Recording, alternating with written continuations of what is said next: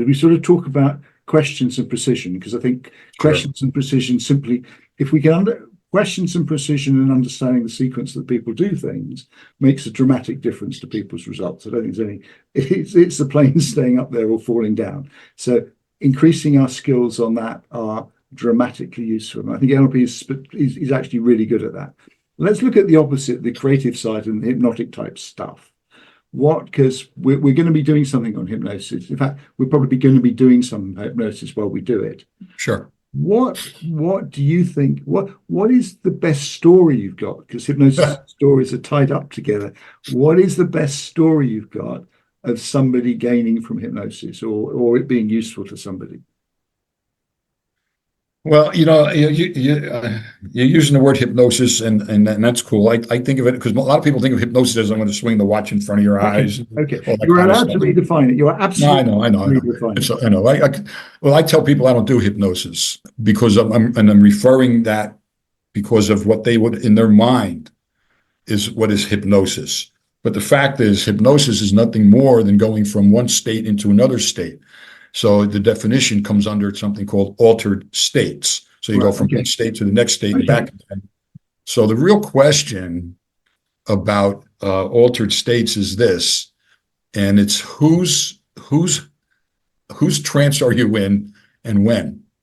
Yes. If you're with your boss and your boss is blah blah blah blah blah blah blah blah, and you're not responding, you're just going because and that's all automatic stuff. That's not you're not really agreeing with much. It just appears if you're agreeing, but you're in your boss's trance state, basically, or altered state, because you're taking in the information. You're in your head. So to me, again, the difference is about altered state or hypnotics, if you would, is where are you? Are you outside your head or are you inside your head? And if you're inside your head, how far and how deep are you inside your head? You can refer to that as daydreaming, if you would. But if you can learn the elements of what creates an altered state, and then you can have a person go into an altered state without them even realizing that's what they're doing.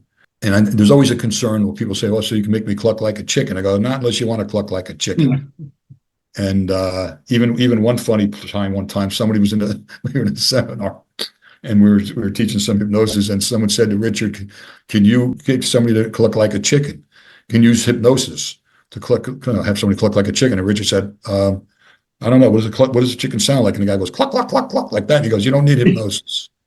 So, and all he did was ask him the question to go back in his head, and asked him the question. And the guy came back with the response without realizing he was being set up in a way to respond in a way that said, you don't need hypnosis.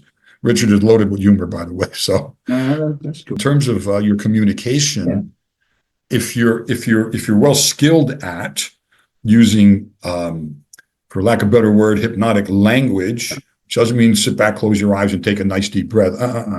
It's what can you do that's ambiguous enough. The language is ambiguous enough. Here's one it gets me, and it has to do with both Meta Model and Milton. The ambiguous stuff. Honey, what do you say we plan a vacation? Okay, good. All right, good. I'll take care of it. All right, good. And he plans a vacation, and then next thing you know, she's going camping in Alaska, and he says, "Okay, trip's all made. We're leaving next Saturday. We'll be gone for a week. You're going to love Alaska." She goes, "What do you mean Alaska?" He goes, "I booked us a hunting trip." She goes, "Well, that's not a vacation. When I said vacation, I thought, Tahiti. We'll go lay on the beach in Tahiti and drink umbrella drinks." So he innocently, not purposefully, maybe purposefully, I don't know, applied that vacation and forgot to say, "Where would you like to go, honey?" We call that chunking down a little bit. Same thing happens in businesses. Sometimes the language is so ambiguous and not specific enough. No, absolutely.